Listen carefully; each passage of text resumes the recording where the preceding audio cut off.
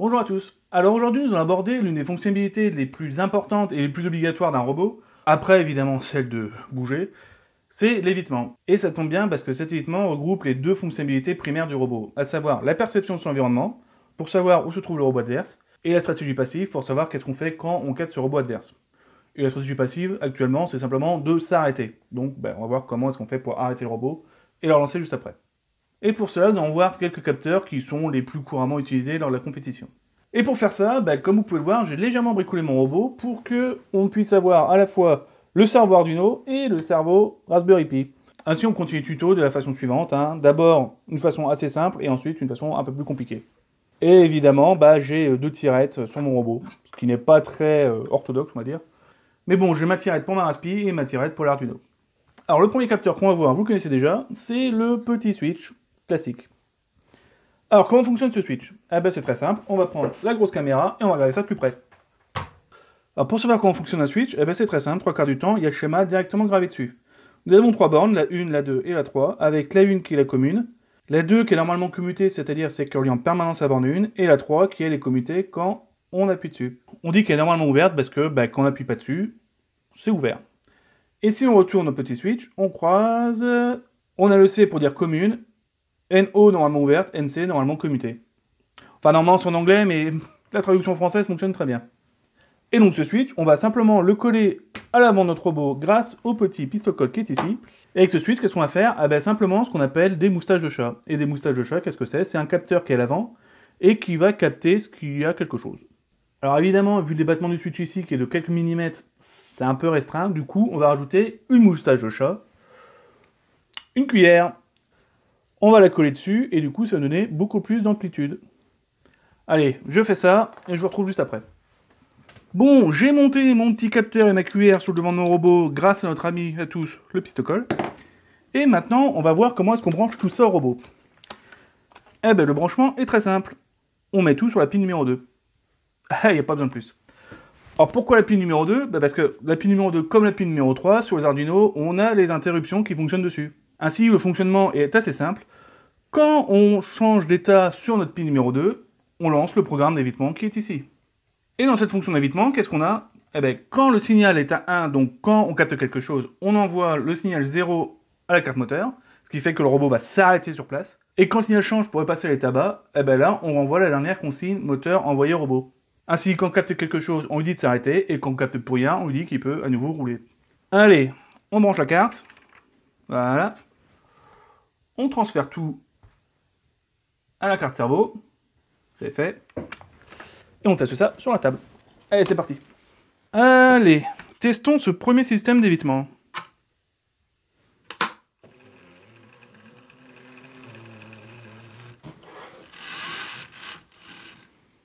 C'est parti. Alors, on avance, on tourne. Donc à faire autant présenter la face de devant, hein. Et on s'arrête. Bon, on a un petit peu tapé, mais on s'est quand même arrêté. Ouais, ça marche, mais bon. Ça marche, mais bon, faut pas que le robot roule trop vite quand même, parce que sinon, on va plus taper qu'éviter. Mais ça marche. Allez, on passe à la suite. Et voilà, on a un système d'évitement qui fonctionne. Enfin, qui fonctionne. On s'est bien compris, il fonctionne, mais bon, il fonctionne pas vraiment. Alors ce système d'évitement est quand même assez peu utilisé sur les robots de la coupe, parce que ça nécessite que les robots roulent doucement, et il faut que le robot soit capable de s'arrêter dans le peu de débattement qu'a la cuillère. Donc ça, on le voit très peu. Par contre, on le voit assez souvent sur les robots commerciaux, genre les robots aspirateurs, pour savoir quand est-ce qu'ils touchent un mur, pour éviter de foncer dans le mur indéfiniment et se retourner et continuer sa trajectoire un peu plus loin. Mais ce type de capteurs sont assez régulièrement utilisés dans les robots, déjà pour savoir quand est-ce que l'un des actionneurs a quelque chose dans son actionnaire. Je vous conseille de faire ça, mais bon, ça on verra quand on verra les actionnaires. Mais des équipes intelligentes, plus intelligentes que moi en tout cas, utilisent ces petits capteurs pour savoir quand est-ce que le robot touche le bord de la table. Oui, parce que moi, le recalage de mon robot fonctionne d'une façon très simple. Je recule jusqu'à ce que je ne capte plus de mouvement. C'est bien, mais ça a quand même ses limites. Parce que, par exemple, s'il y a un petit peu de mouvement ou une petite vibration qui fait que le codeur fonctionne un petit peu toujours, on va se recaler indéfiniment. Et ça, on pourra soit le coder mieux, soit passer par un petit capteur pour voir quand est-ce qu'on touche le bord de la table. Et le deuxième inconvénient, c'est que on fait tourner les roues pendant plusieurs secondes sur place, et ça les use, ça les met plats, enfin... c'est l'idéal pour personne. Du coup, ce que font ces équipes intelligentes, c'est très simple, ils mettent ce genre de petits capteurs sous le bord des robots pour capter le bord de la table, et ainsi savoir quand est-ce qu'ils arrêtent de reculer. Ou d'avancer, ça marche dans les deux sens. Bien, on a fini avec ce capteur, on va limite pouvoir le retirer de notre robot parce qu'on va plus l'utiliser. Voilà, on a enlevé notre cuillère, on va pouvoir passer au capteur suivant. Et le capteur suivant, c'est le capteur ultrason que j'ai ici. Le joli petit capteur ultrason. Alors ce capteur ultrason, on va pas le brancher directement au cerveau. Je m'explique pourquoi. Le cerveau, pour l'instant, il gère, on va dire, pas grand-chose. La trajectoire et un petit peu d'évitement. Mais plus tard, il sera amené à gérer plein d'autres choses, comme les actionneurs, les cerveaux, enfin bref, un tas d'autres choses. Donc des capteurs comme ça, qui nécessitent un petit peu de calcul, le cerveau va avoir autre chose à faire que de gérer ça. Surtout que si on multiplie les capteurs, parce qu'un seul capteur c'est bien, mais il en faut un peu plus quand même, on n'aura peut-être pas assez de ports sur la carte Arduino pour tout gérer. Donc ce qu'on va faire, c'est prendre une autre carte Arduino, on va changer de format, cette fois-ci on va passer en Arduino Nano, pour gérer mes capteurs d'évitement et ensuite renvoyer un simple signal d'évitement à ma carte mère. Et pour ça, c'est très simple, hein. Le branchement d'évitement de la carte mère, on l'a déjà fait avec notre microswitch juste avant. Donc il suffira d'envoyer un signal sur le port numéro 2 et le code est déjà fait dans le cerveau. Il n'y a plus qu'à faire celui-ci. Alors oui, je sais, je prends encore un Arduino parce que j'aime bien ça. Et bon, je pourrais prendre autre chose. Par exemple, on pourrait prendre une Tinsy, une Raspberry Pi Pico. Ça marche super bien ça. Et j'ai aussi de l'ESP32, mais je sais plus où est-ce que je l'ai mis. Bref, je pourrais prendre autre chose qu'une Arduino un peu pour changer, mais vu ce qu'on va faire, et vu la puissance de calcul nécessaire pour gérer ce genre de petits capteurs, c'est largement suffisant ça. Parce que bon, une Arduino ça tourne à 4 MHz si je me souviens bien, et la Raspberry Pi Pico ça tourne à 400 MHz. 4 MHz c'est largement suffisant.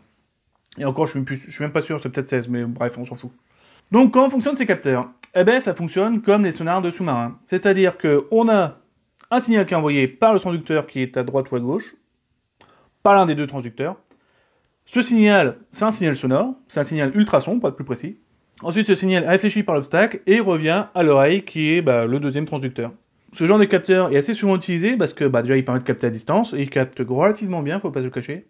En plus, il y a un domaine de captation de 15 degrés, c'est-à-dire qu'il peut capter tout ce qui est devant lui, évidemment, c'est un capteur. Mais en plus, il capte tout ce qui est 15 degrés à gauche et 15 degrés à droite. Donc on n'a pas besoin d'en mettre des milliers autour du robot pour capter un peu tout ce qui se passe autour. Maintenant, point de vue branchement, comment ça fonctionne? Allez, on ressort la caméra de labo. J'adore cette caméra. Alors, sur notre capteur, nous avons 4 pins. Déjà, le grand et le VCC qui est le 0 et 5 volts pour alimenter le capteur. Ensuite, nous avons le trigger qui est la pin qui va émettre le signal et l'écho qui est la pin qui va écouter le signal. À partir de ça, nous allons envoyer un signal et écouter son écho. Et en fonction du temps nécessaire entre l'aller et le retour, on va être à même de calculer la distance parcourue par ce signal. Ensuite, niveau code, comment on fait? C'est très simple, on tape le nom du capteur plus Arduino sur Google, et on a plein de codes qui fonctionnent très bien. Et ce code, comment fonctionne-t-il? Pendant 10 microsecondes, j'envoie un petit tic sur la pin trigger, donc un genre d'écho sonar. Puis avec la fonction pulsine, je vais attendre que la pin écho passe à l'éthéo pendant un temps de quelques millisecondes, parce qu'on va pas non plus attendre indéfiniment que l'écho revienne. Ensuite, avec cette mesure divisée par 2, parce que lui, il faut que le signal fasse l'aller et le retour. Donc avec cette mesure divisée par 2 fois la vitesse du son, je suis à même de connaître la distance parcourue par le signal. Évidemment, je mets un petit debug histoire de voir si on a quelque chose. Je l'implémente dans mon code, et on regarde ce que ça donne. Donc je peux mesurer, là, typiquement, j'ai à peu près 47 cm entre le mur et mon capteur. Et entre le plafond de capteur, j'ai 1,30 m. Ouais, c'est à peu près ça. Et de cette mesure, on va définir une distance minimum de, j'ai mis combien? 200 mm, en dessous de laquelle on envoie le signal d'alerte à la carte mère. Et le signal d'alerte, on va le mettre sur la pin numéro 13, qui va me permettre de faire un peu de debug au passage. Du coup, niveau code, qu'est-ce qu'on a? On a, si la distance est supérieure à 10 mm, parce que oui, s'il n'y a pas de signal, il renvoie 0, donc ça serait dommage de s'arrêter parce qu'il n'y a pas de signal. Et si on est en dessous de 200 mm, j'envoie ma pin d'alerte à 1, sinon je la mets à 0. Bien, testons un peu ça. Alors là, je mesure combien? 1,30 m, ça va. Ici, je mets ma main, je suis à 40 cm, ça va. Je descends, je descends, je descends. Hop là, je passe en dessous des mains. On voit la pin numéro 13 qui s'allume sur la carte. Donc le signal est envoyé. Donc si ça fonctionne comme tout à l'heure avec notre capteur, il suffit de brancher tout ça, de le tester sur la table, et ça devrait s'arrêter. Et pour monter mon capteur sur mon robot, je me suis pas embêté. J'ai fait un petit support imprimé en 3D dans lequel rentre mon capteur. Il ne reste plus qu'à le coller et à tester ça sur la table. Allez, c'est parti. Allez, premier essai pour le capteur à ultrasons. On met un petit obstacle quand même pour qu'il puisse le capter.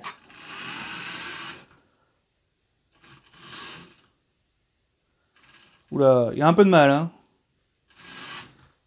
Il a un peu de mal. À mon avis, il capte des échos sur la vitre. Mais sinon, il ne touche pas mon robot adverse, donc... Oh, c'est pas trop mal. Bon, ça a besoin d'être... C'est bon, t'as fini? Chut, pas bouger. Bon, ça marche pas trop mal. Il capte un peu des échos, et à mon avis, il faut le calibrer un peu mieux, mais c'est pas mal. Allez, on continue. Bon, ben voilà, on a un capteur qui fonctionne. Enfin bon, il fonctionne.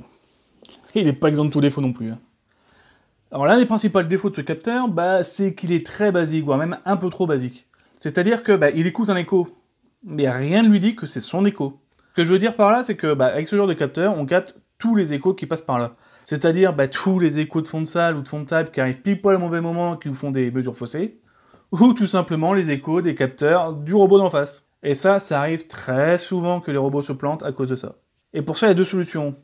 Soit vous achetez des capteurs capables d'encoder leur propre signal, c'est-à-dire de pas juste transmettre un ping, mais transmettre une trame qui peut écouter lui-même et savoir si c'est son écho qui est revenu ou pas. Mais ce genre de capteur, ça coûte beaucoup plus cher. Soit, plus simplement, bah, quand vous avez une mesure qui est en dessous des limites, refaites-en une deuxième immédiatement après. Et si les deux mesures sont en dessous des limites, là, vous êtes sûr que vous êtes en dessous des limites et vous pouvez envoyer le signal d'arrêt.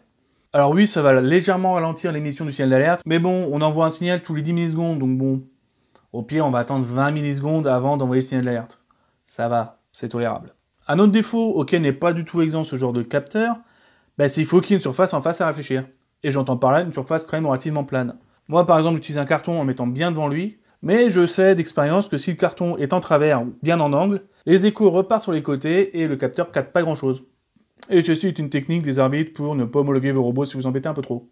Donc si vous n'êtes pas gentil avec les arbitres, ils mettront le robot de travers et vous rentrerez dedans. Faut être gentil avec les arbitres.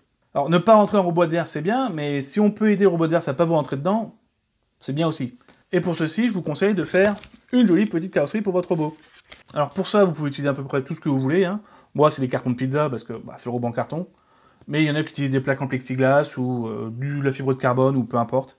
Le but, c'est d'avoir une surface assez plane et homogène pour que bah, le robot adverse puisse vous capter et vous éviter. Bah oui, parce que la surface plane et homogène, c'est important parce que bah, déjà, les surfaces vides comme ici, avec des câbles dans tous les sens, c'est pas très facile d'être capté.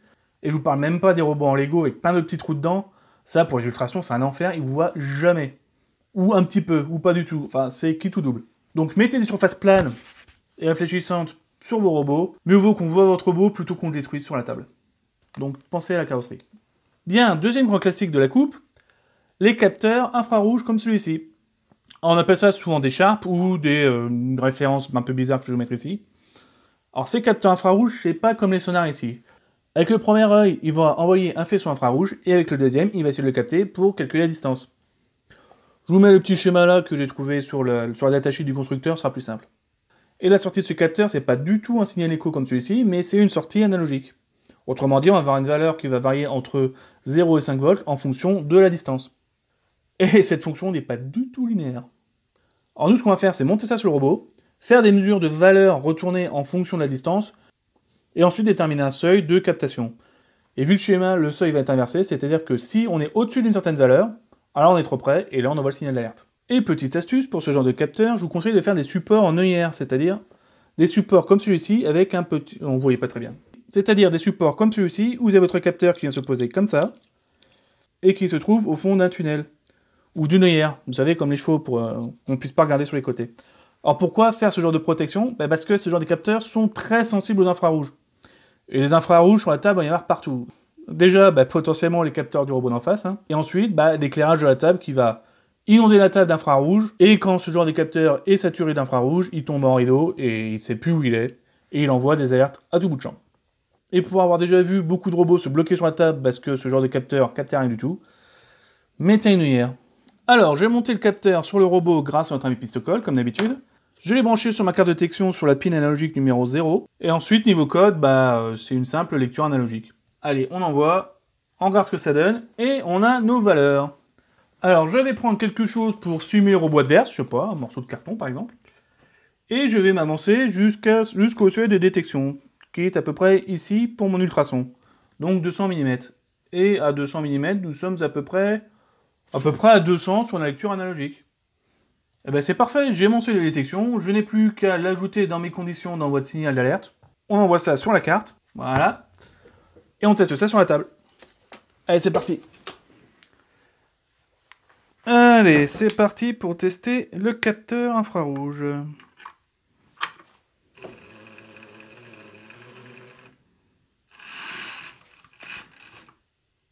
C'est parti. On va voir ça. Non, dans l'autre sens. Voilà. Il s'arrête. Il s'arrête. Et il repart. C'est bien ça. Allez. On garde ça comme ça, on passe à la suite. Et ben voilà. Nous avons 2 capteurs qui fonctionnent. Alors des capteurs comme ça, c'est bien, mais c'est quand même assez limité point de vue construction. Je m'explique. Alors le problème est assez simple. Mes capteurs sont ici, ils sont devant mon robot. Alors je pourrais en mettre derrière aussi, il n'y a pas de souci. Mais justement, si j'ai les capteurs qui sont derrière le robot et que le robot adverse arrive derrière moi, pendant que moi j'avance, je vais le capter et je vais m'arrêter, alors qu'il n'y a pas de danger vu qu'il n'est pas sur ma trajectoire. Déjà, première chose à savoir, c'est dans quel sens va le robot. Et pour ça, il faut modifier la carte d'asservissement. En plus du signal qu'on a déjà mis la dernière fois pour savoir si oui ou non on est arrivé à destination, on va devoir ajouter un signal pour dire si on avance ou si on recule. Et ensuite, depuis la carte de détection, on va devoir envoyer 2 signaux. Un pour dire qu'on capte quelque chose à l'avant, l'autre pour dire qu'on capte quelque chose à l'arrière. Et ça tombe bien en plus, parce que sur notre cerveau, nous avons 2 ports qui permettent de faire des interruptions. Donc autant programmer un pour l'avant, un pour l'arrière. Bon là, pour le tuto, je vais pas le faire, parce que ça viendrait basiquement à refaire ce qu'on vient de faire depuis le début de la vidéo. Donc on va pas le refaire, mais bon, vous avez compris le principe. Mais on pourrait faire encore mieux. Et quand je dis encore mieux, c'est vraiment encore mieux. Il ne faudra pas mettre des capteurs devant et derrière, mais des capteurs autour du robot, et ne pas envoyer un signal si on a capté quelque chose, mais envoyer le numéro du capteur qui a capté quelque chose. Je vous explique pourquoi avec un petit schéma. Alors, nous avons notre robot qui est sur la table. Actuellement, on dit juste, on a capté quelque chose devant, on a capté quelque chose derrière. Et si on avance ou si on recule, on s'arrête, et bon, bref, vous connaissez déjà l'histoire. Si on sait quel capteur s'est mis en alerte, on va pouvoir, en fonction des circonstances, ignorer ou pas cette alerte. Si, mettons, c'est le capteur avant droit qui a capté quelque chose, on sait qu'il y a quelque chose dans cette zone par rapport au robot. Si notre robot avance, on va pouvoir s'arrêter. Si notre robot recule, on va simplement ignorer le signal. Oui, je sais, pour l'instant, ça change pas grand-chose par rapport à ce que j'avais dit juste avant. Mais on y arrive. Et la différence se fait par rapport à la position du robot. Et oui, si on sait que le robot est, mettons, sur le bord de la table, et qu'on capte quelque chose ici, c'est quelque chose qui est en dehors de la table. Ça peut être le mât de balise adverse qui se trouve à cet endroit-là, ou simplement le ventre de l'arbitre qui est un peu trop près de la table. Et dans ces cas-là, ce serait dommage de s'arrêter, parce qu'on a capté quelque chose qui est en dehors de la table. Ça peut être aussi vrai si on a un obstacle en dur sur la table, et qu'on sait que le robot adverse ne pourra jamais arriver par là et jamais nous heurter. Ça arrive assez régulièrement qu'on ait dans le règlement des morceaux de bois en travers de la table pour délimiter certaines zones.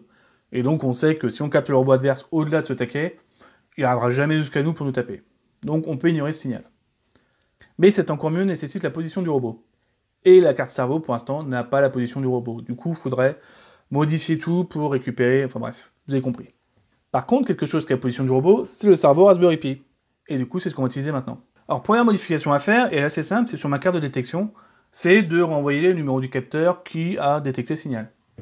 Et pour ça, on va faire très simple. Si on ne capte rien, on renvoie 0, ne serait-ce que pour être sûr qu'on n'a rien capté. Et sinon, on renvoie 1 ou 2 en fonction du capteur qui a capté quelque chose. Et du coup, maintenant, dans mon debug, j'ai, si je vais devant le Sharp, 2, et si je vais devant l'ultrason, du 1. Maintenant, il n'y a plus qu'à brancher tout ça sur la Raspberry Pi. Alors, pour la connexion à la Raspberry Pi, on sait déjà comment il faut faire, on l'a déjà fait dans l'épisode d'avant. On va simplement brancher un USB. Oui, encore de l'USB. Je sais qu'on pourrait utiliser d'autres types de connexions, il en existe plein sur Raspberry Pi. Il existe plein de protocoles comme l'I2C, le CAN ou plein d'autres choses. Encore que le CAN, je suis pas sûr, mais au moins l'I2C et le SPI, enfin bref, il en existe plein. L'USB, ça marche très bien, l'électronique est déjà fait, on va pas s'embêter. Maintenant, la question, c'est au niveau de la Raspberry Pi, comment on va gérer ça? On va refaire un petit schéma, j'aime bien les schémas. Alors, nous avons notre programme principal qui est ici. Toujours le même, avec sa liste de courses, toujours la même. Et nous avons vu le thread de la dernière fois qui, lui, gère la transmission avec la carte moteur. Jusque-là, tout va bien, tout le monde fait sa vie, tout fonctionne, il n'y a pas de souci. Nous allons rajouter un nouveau petit thread. Et celui-ci va gérer la détection. Ce nouveau petit thread, lui, va écouter ce qui remonte de la carte de détection. Tant que c'est 0, tout va bien. Et si c'est 1 ou 2, il va faire comme le cerveau tout à l'heure, il va envoyer 0 à la carte moteur. Et quand la détection est terminée, il va envoyer la dernière commande de vitesse envoyée au moteur pour que le moteur reprenne sa course. Évidemment, il ne va pas fonctionner tout seul dans son coin. Déjà, il va fonctionner avec le programme principal du robot, ne serait-ce que pour lui dire qu'il a détecté quelque chose, et que si on a arrêté, c'est une détection. Ensuite, il va fonctionner avec le thread de la carte moteur, ne serait-ce que pour avoir la position du robot, et faire la discrimination des positions, comme on l'avait dit juste avant. Et tout ça dans le cerveau de notre robot. Ouais, ça commence à faire un peu de monde. Bon allez, je branche tout ça, je démarre la raspi, et je vous montre comment ça marche. Donc tout est bon, tout est branché sur le robot est démarré, je suis connecté dessus, et on va pouvoir lancer le petit programme. Et en plus il démarre bien, pas de souci. Donc on retrouve en haut à droite, notre petit debug habituel, avec la position du robot, et en dessous j'ai mis la détection. Et cette détection, comment est-ce qu'elle marche? Ici, je détecte 1, donc c'est mon capteur à ultrasons, qui fait des stops égaux. Et quand je passe la main devant le second détecteur, on peut voir que c'est ce second détecteur qui envoie l'alerte. On le voit pas très bien à cause du debug qui circule, mais c'est ça. Allez, on teste ça sur la table, et on regarde ce que ça donne.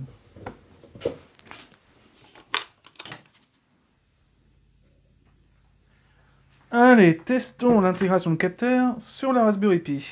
Allez, on lance, BAU, c'est bon.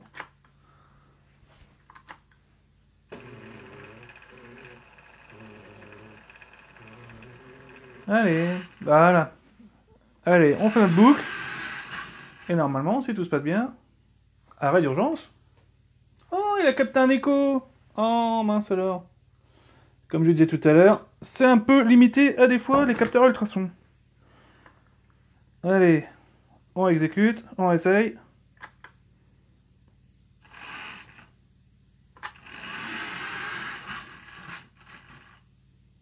Alors décidément. Ah non, il capte le pied de mon... Oh là là.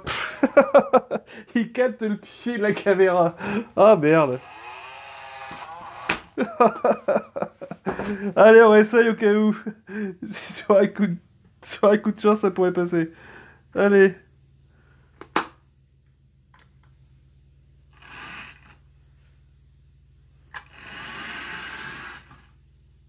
Non, décidément. C'est dingue, hein. Il pointe le... Pourquoi il pointe comme ça? Bon, là, il s'arrête parce qu'il voit le robot adverse. Décidément. Décidément. Ah là là, je te jure, des fois. Et ben voilà, on est revenu au même stade qu'avec notre Arduino. Bon, nous sommes dans un statut où on peut détecter le robot adverse, et en plus, on sait quel détecteur a envoyé l'alerte. Donc, si on reprend l'idée tout à l'heure, en fonction du numéro du capteur, on peut savoir dans quelle zone par rapport au robot on fait la détection, et discriminer les alertes les unes par rapport aux autres en fonction de cette zone. Et c'est exactement ce qu'on va faire, mais pas avec ce détecteur, avec celui-ci. Le LiDAR. Alors, ce LiDAR est un RP LiDAR A1. Plus précisément A1 M8 d'ailleurs. C'est un lidar qu'on trouve assez régulièrement sur les robots parce que c'est l'entrée de gamme des lidars qui fait assez bien le travail et il coûte pas trop cher pour un lidar. On est quand même à plus de 100 € pièce quand même. Alors comment fonctionne ce genre de lidar? Eh bien il suffit juste de le regarder devant et on va vite comprendre comment est-ce qu'il marche. Vous vous souvenez du capteur infrarouge qu'on a tout à l'heure? Eh bien c'est exactement la même chose. Nous avons une sortie infrarouge et un capteur pour mesurer la distance. Donc c'est pratiquement la même chose. À ceci près que lui, il fait ça tout autour de lui et beaucoup plus loin que les capteurs infrarouges qu'on avait tout à l'heure. Il faut savoir que les capteurs infrarouges qu'on utilise depuis tout à l'heure ont une mesure assez fiable jusqu'à 1 mètre. Lui, il peut mesurer jusqu'à 10 mètres, sans souci. Et de plus, comme c'est un lidar, il fait une mesure tout autour de lui. Et oui, il tourne en permanence pour mesurer tout ce qui se passe autour de lui. Autre grosse différence, il a beaucoup plus d'électronique embarquée parce qu'il faut non seulement gérer le capteur, gérer le moteur, et en plus, la sortie, c'est pas une sortie analogique comme on avait tout à l'heure. Là, c'est une sortie série, donc il faut transformer les valeurs et les envoyer sous trame série. Bien, pour nous mettre en jambe, faisons une petite démonstration de ce lidar. Et pour tester ce petit lidar, rien de plus simple, il suffit de brancher sur son ordinateur et de lancer le logiciel de test qui est fourni avec le lidar. Alors quand on lance les mesures, on peut déjà constater que l'arrière du lidar, c'est le niveau du moteur. Ce qui est important quand on va placer le lidar sur le robot pour savoir où se trouve le zéro du lidar par rapport au robot. Ensuite, ce lidar envoie simplement une série de frames. Et ces frames, c'est simplement une distance et un angle de mesure, comme on peut le voir en haut à gauche de notre écran, où on a la distance en millimètres et l'angle en degrés. Et si on rassemble tous ces points, on a un scan de tout ce qui nous entoure. On peut me voir moi, on voit le mur, on voit la caméra, voilà, on voit bien. On voit même ce qu'il peut y avoir derrière moi, le robot adverse qui est sur la table. Et on peut même voir mon bras qui entoure le lidar. C'est génial, non? Allez, je monte ça sur le robot et on se retrouve juste après. Bon, maintenant que le lidar est monté et il fonctionne, on va voir comment est-ce qu'on peut l'utiliser. Et pour ça, on va mettre en application la stratégie qu'on parlait juste avant. Allez, je vous refais encore un petit schéma pour vous expliquer tout ça. Alors, nous avons notre thread qui gère le lidar. Qu'est-ce qu'il va faire? Il va prendre toutes les trames venues du lidar et va reconstituer la carte qu'il y a autour de lui. Évidemment, il oriente par rapport à l'orientation du robot, et il va prendre en compte que les points qui sont dans la table.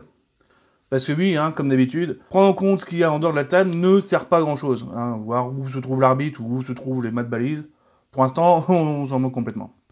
Donc je prends les points, je les mets par rapport au référentiel du robot ou par rapport au référentiel de la table, et je peux savoir où se trouve le robot adverse. Bon d'accord, on sait où se trouve le robot adverse, c'est bien, mais comme tout à l'heure, ça dépend complètement des ordres envoyés à la carte moteur, on va extraire les coordonnées du point cible qu'on souhaite atteindre. Et à partir de ces coordonnées et des coordonnées du robot, on va déterminer la trajectoire. Et donc de cette trajectoire, on va déterminer la position du robot adverse par rapport à cette trajectoire. Et si cette position est en dessous d'un seuil d'alerte, on envoie l'ordre de s'arrêter. Et toujours de la même façon, avec un 0, et quand le robot adverse s'éloigne, on envoie l'ordre d'avancer. Là évidemment cette carte, tant qu'à faire, on va l'envoyer en debug, histoire de se repérer et de savoir ce que le robot fait. Mais on va avoir trop de debug que pas assez. Surtout quand ça foire, c'est toujours bien de savoir pourquoi. Alors vous allez me dire, j'ai mis le lidar sur le sommet du robot, c'est bien, il voit tout ce qu'il veut autour, mais qu'est-ce qui me dit qu'il verra un robot adverse? Et c'est là qu'arrivent deux principes essentiels sur le robot. Déjà, il faut savoir que les dimensions du robot sur la coupe sont réglementées. Déjà, il y a la hauteur qui ne doit pas dépasser les 35 cm, et ensuite il y a le périmètre du robot qui ne doit pas dépasser les 120 cm. Alors moi, ce que j'ai fait, déjà c'est un robot qui fait que 100 cm de périmètre, qui me permet de mettre ce que je veux comme actionneur autour, il n'y a pas de souci. Et la hauteur du robot ne fait que 30 cm, si bien que le lidar et le faisceau du lidar sont à 34 cm. Et comme à peu près 80-90% des équipes à la coupe ont l'habitude de faire des robots pile poil à bonne dimension, je suis sûr qu'à 34 cm, je vais taper 90% des robots au niveau du corps. Donc je l'ai capté sans souci, c'est génial. Maintenant, le deuxième principe, c'est que je suis sûr de voir le robot adverse, même s'il est plus petit que moi, pour une raison très simple. Ceci, le mat balise. Alors, le mat balise, c'est un élément comme celui-ci qui vient se mettre sur le dessus du robot et qui est obligatoire. Alors, le règlement le rend obligatoire et réclame qu'il fasse 43 cm pile poil de hauteur. Lui, par contre, n'a pas le droit de faire plus ou moins comme sur la taille du robot. Et surtout, il doit avoir 7 cm de diamètre minimum et 10 maximum, et être plein entre le sommet du robot et les 43 cm, si bien que je suis sûr de voir quelque chose en face. Et quand je parle d'être plein, je parle vraiment de rien laisser passer.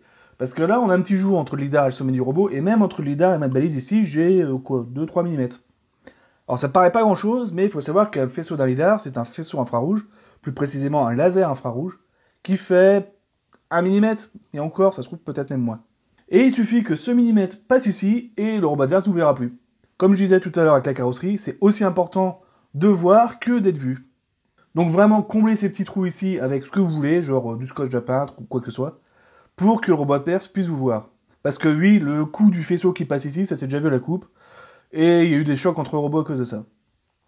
Bien, maintenant tout ceci est dit, on va enlever ça, parce que ça sert à rien pour l'instant, et on va tester le lidar sur le robot. Allez, c'est parti.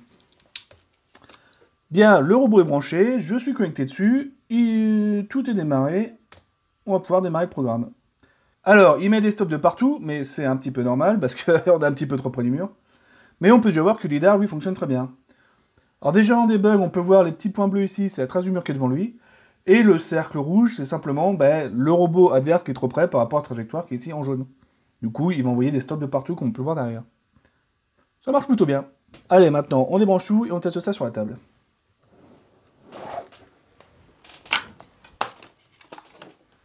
Bien, allez, faisons ce dernier petit test avec le lidar. Allez, on lance. On se recale. On est prêt. Donc, on va faire, comme d'habitude, un petit trajet avec un robot devant lui. Et c'est parti. Donc, au début, il n'a pas de soucis. Bon, à part se recaler, mais il n'a pas trop de soucis. Et là, il y a un petit robot adverse qui est devant lui, qui le gêne, donc il ne peut pas avancer. Et si je retire le robot adverse, il arrive à nouveau à avancer. Il n'y a pas de soucis.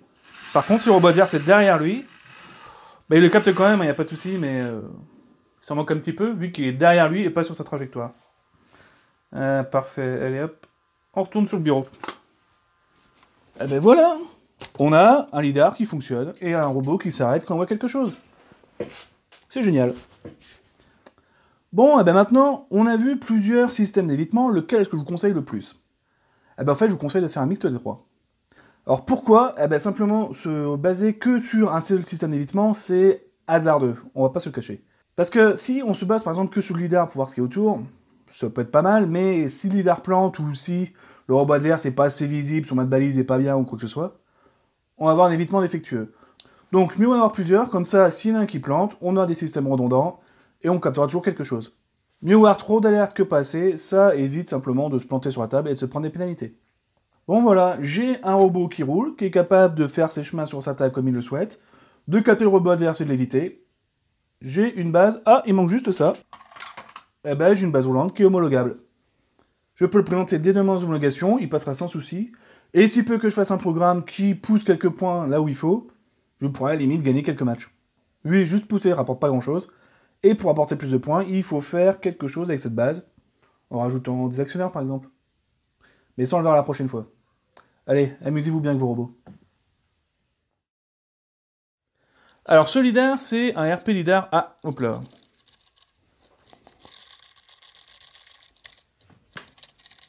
Maracas.